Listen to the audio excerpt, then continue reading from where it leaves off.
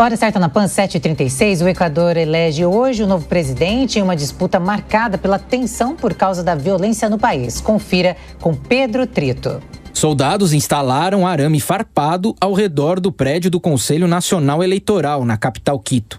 Segundo os militares, a medida faz parte do protocolo de segurança solicitado pelo órgão para o segundo turno das eleições presidenciais deste domingo. Na véspera da votação, o Equador declarou um novo estado de exceção em 7 das 24 províncias, incluindo a capital Quito, devido ao aumento da violência do tráfico de drogas. Fronteiras terrestres foram fechadas e o patrulhamento está reforçado nas principais cidades. A medida, válida por 60 dias, foi determinada pelo presidente Daniel Noboa, que disputa a reeleição hoje contra a líder da oposição, a esquerdista Luísa González. Noboa, no poder desde novembro de 2023, decretou estado de exceção permanente para enfrentar a investida dos grupos narcotraficantes, que aterrorizam a população e tornaram o Equador um dos países mais violentos do mundo. Em meio à campanha, 2025 tem sido um ano sangrento. Entre janeiro e fevereiro, no auge da disputa, foi registrado um assassinato a cada hora. Uma das regiões que mais sofre com o crime organizado é a de Guayaquil, escolhida pelos 2 candidatos para concluir a campanha. Noboa fez uma defesa da política de segurança militar armada ao lado da mãe, a congressista mais votada. O presidente de 37 anos, um dos mais jovens do mundo, usou as redes sociais como principal plataforma de propaganda política. Noboa é um dos principais aliados dos Estados Unidos na região e, na reta final, tem buscado o apoio de Donald Trump na luta contra o crime. Esse projeto se baseia no progresso, na justiça, na dignidade e também no amor por um país que não podemos perder. Um país que não podemos entregar às máfias. Um país que não merece ser maltratado como tem sido pelos mesmos políticos e corruptos que hoje querem manchar a sua imagem e nos prejudicar. Já Luísa González recebeu o apoio do maior movimento indígena do Equador. A líder de esquerda, com frequência, critica a fortuna do atual presidente, filho de um magnata da banana, e garante que ele está desconectado dos problemas dos mais pobres. O ódio acabou, o confronto acabou. Esta coligação, caros irmãos, não é para ganhar uma eleição. Esta unidade é para traçar uma agenda que leve o Equador ao desenvolvimento, à justiça social. Este é o jogo. Continuar com o abandono, com as mentiras, com a insegurança, ou mudar pela dignidade de um povo que luta. Pelo nosso direito de viver em segurança, de ter segurança nas nossas ruas. Nas ruas, o clima é de incerteza em relação ao futuro do país. Beber Espinosa, morador de Quito, espera que quem vencer trabalhe nas coisas que estão realmente ruins. Se dedique a trabalhar em estas coisas que estão muito feias aqui no país. Outros, como Vladimir Vilacres, sente que o país está dividido e confuso. Muita divisão se vê. A campanha foi marcada por um uso sofisticado da inteligência artificial, debates acalorados e frequentes trocas de farpas entre os candidatos. No primeiro turno, Daniel Noboa ficou à frente de Luísa González, por menos de 1 ponto percentual. O Equador, como a gente viu, então, escolhe hoje o novo presidente entre essas preocupações econômicas, de segurança. Sobre esse assunto, a gente vai ampliar com o Gustavo Menon, professor do Programa de Pós-Graduação e Integração da América Latina da Universidade de São Paulo. Bom, muito bom dia, obrigado pela presença aqui no Jornal da Manhã. E já começo te perguntando sobre essa instabilidade toda, né, em meio a essas eleições, porque o Equador, que conta com um pouco mais de 17 milhões de habitantes, quase 18 milhões, tem um assassinato por hora na média nos registros de janeiro e fevereiro. E claro que essa é uma grande preocupação e também a influência dessas máfias nas eleições. Bom dia. Bom dia, David. Bom dia a todos os nossos telespectadores da Jovem Pan. Prazer falar com vocês. De fato, quando nós olhamos para o cenário da eleição presidencial deste domingo, estamos falando de um país dividido e de 2 projetos distintos, carregados não só de divergências políticas e ideológicas, mas, sobretudo, David, em temas que são temas muito caros à realidade equatoriana na contemporaneidade. Você chama a atenção exatamente para a questão da segurança pública, como que houve um processo de agudização, não só dos casos de violência frente à realidade política equatoriana, e a título de referência, mais de 20 políticos foram executados nos últimos anos, nos últimos meses, em uma disputa marcada por esses projetos que são distintos. De um lado, o atual presidente Daniel Noboa, que tenta sua reeleição, reeditando a eleição presidencial de 2023, e, por outro lado, Luísa González, que tenta, de certa forma, capilarizar sua popularidade, sendo tributária do projeto correísta, o projeto capitaneado na chamada década ganhada, na chamada década correísta, que se dilatou de meados de 2007 a 2017, como que Luísa González conta com o apoio desse projeto autodenominado como Revolução Cidadã, no sentido, então, de tentar retomar não só uma agenda de prosperidade econômica, de retomada econômica dos ciclos equatorianos aqui nessa primeira metade do século XXI, mas, sobretudo, David, concatenando essa agenda de crescimento econômico com a contenção dos indicadores de criminalidade. Você muito bem mencionou como que no Equador, frente a essa disputa eleitoral, há temas que são temas sensíveis para além da segurança pública, como a questão ambiental, e por ser uma eleição bastante acirrada, precisamos aguardar o período de votação ao longo do domingo, onde, de fato, há uma margem significativa de indecisos que devem decidir a eleição de forma contundente.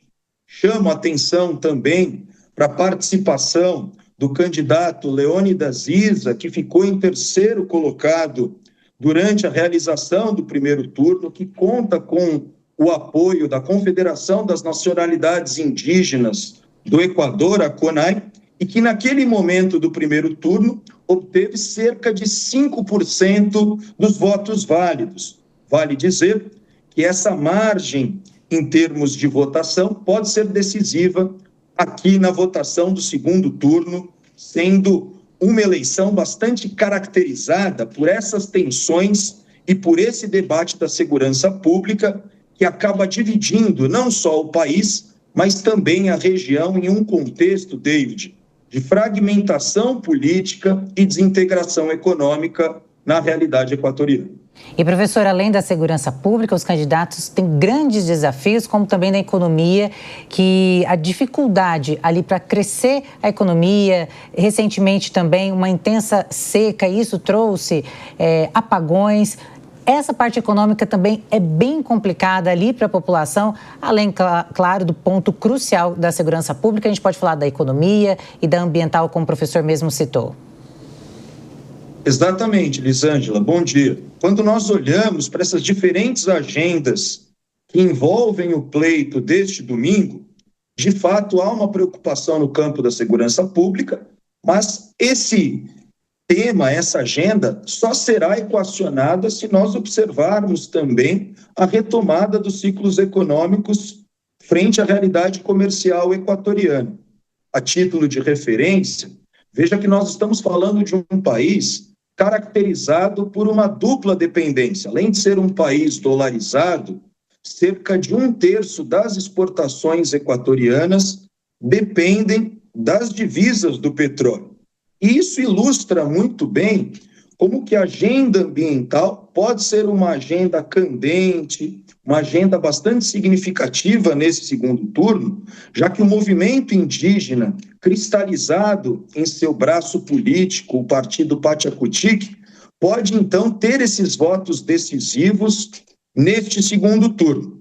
Ao mesmo tempo, para além da agenda ambiental e a retomada do crescimento econômico, vale dizer que o atual presidente Daniel Noboa vem apostando em sucessivos estados de exceção, como que há uma crise generalizada em termos da segurança pública, onde o país vem sendo controlado em muitos territórios pela ação de grupos narcotraficantes, e obviamente que a eleição ela toca também em âmbitos, em uma agenda que é uma agenda regional. Quando a gente olha exatamente para o Equador, na divisão internacional do trabalho, nós estamos falando desse país basicamente produtor e exportador de petróleo e que, de certa forma, é afetado por essas crises do próprio multilateralismo, a começar, em termos dessas commodities, que são commodities importantes para a economia equatoriana, essas oscilações no mercado internacional, nesse ambiente de guerra tarifária,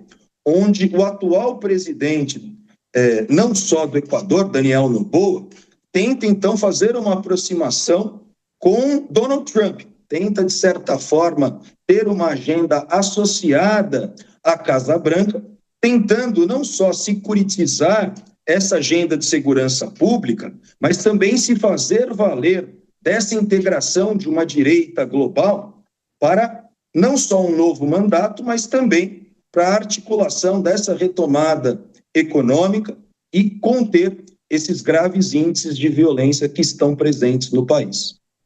Bom dia, Gustavo. Um prazer poder ouvi-lo. Eu tenho uma dúvida aqui, se talvez possa nos ajudar. O que vai pesar mais? A ligação do Noboa com o Trump, que nesse momento está sendo muito atacado em todo o mundo, ou o apoio dos ameríndios e indígenas a Luísa González, da esquerda? Isso será que faz ela crescer ou não?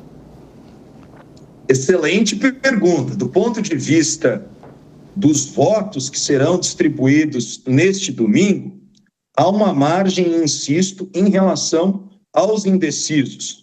Houve o apoio por parte do movimento indígena em relação à candidatura de Luísa González. De toda forma, o atual presidente Daniel Noboa tenta se fazer valer desse mandato tampão, lembrando que o presidente assumiu o cargo após a renúncia do ex-presidente Guilherme Lasso, em meio a esse dispositivo que foi acionado da atual Constituição equatoriana de 2008, que é o dispositivo da morte cruzada, onde ele renuncia ao cargo exatamente convocando eleições presidenciais. E, de fato, há uma aproximação do atual presidente, do magnata Daniel Noboa, com a atual gestão, a atual administração de Donald Trump.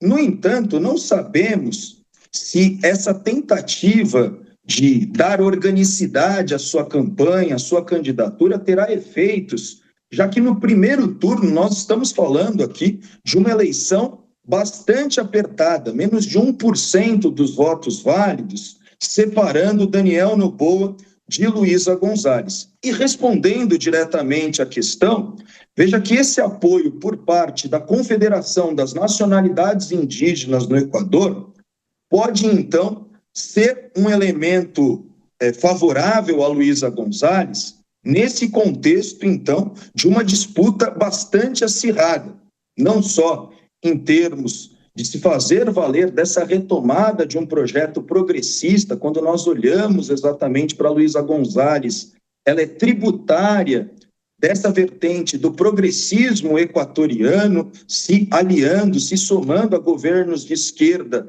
na região, e que foram orquestrados nos anos 2000 a partir da atuação de diferentes governos, os governos do PT no Brasil, os governos Kirchner na Argentina, a eleição de Evo Morales na Bolívia e a própria atuação do projeto denominado como Revolução Cidadã no Equador, que teve como grande plataforma de campanha a promulgação da atual Constituição, a Constituição Cidadã, datada de 2008. Gustavo, bom dia.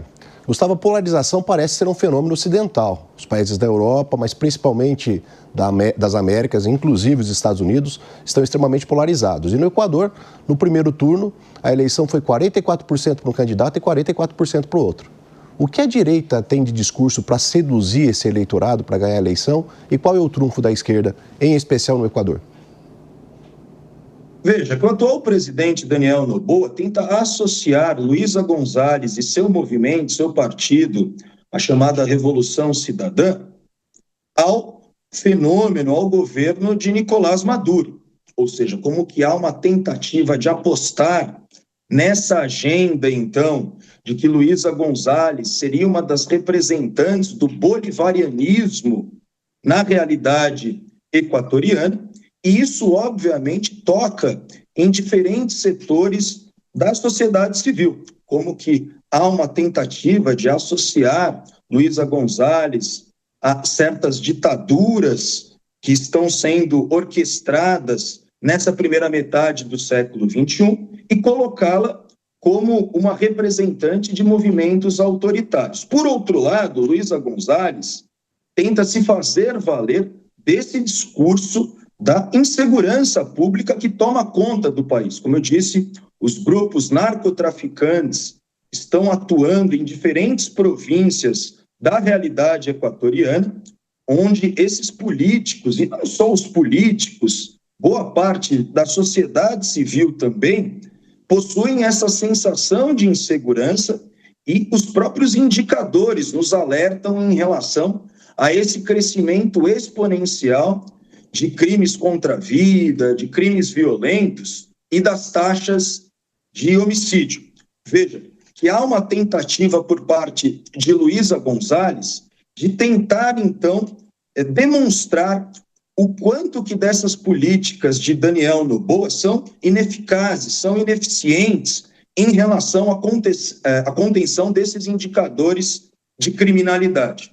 Obviamente que, do ponto de vista desse debate bastante fraturado em termos de radicalização, uma reta final marcada também por episódios de violência, vale dizer que na eleição passada entre Daniel Noboa e também Luísa González, houve a execução de Fernando Villavicencio, um candidato então que se postulava à presidência da República. Portanto, precisamos aguardar o desfecho nesse domingo, prezando não só por uma plena observação, mas também não só torcendo para que as eleições possam ocorrer em paz, mas em um processo que seja democrático, onde a população equatoriana possa se fazer valer nas ruas em termos dos seus anseios, das suas bandeiras e das suas demandas para a realização de uma eleição não só em paz, mas uma eleição plenamente democrática. O clima é de tensão, claro que a gente vai seguir acompanhando. Agradeço demais a sua presença aqui. Nós conversamos com o Gustavo Menon, ele que é professor do Programa de Pós-Graduação e Integração da América Latina da Universidade de São Paulo, a USP. Obrigado pela sua presença aqui no Jornal da Manhã. Muito obrigado, David. Desejo um bom dia e um ótimo domingo a todos os nossos telespectadores.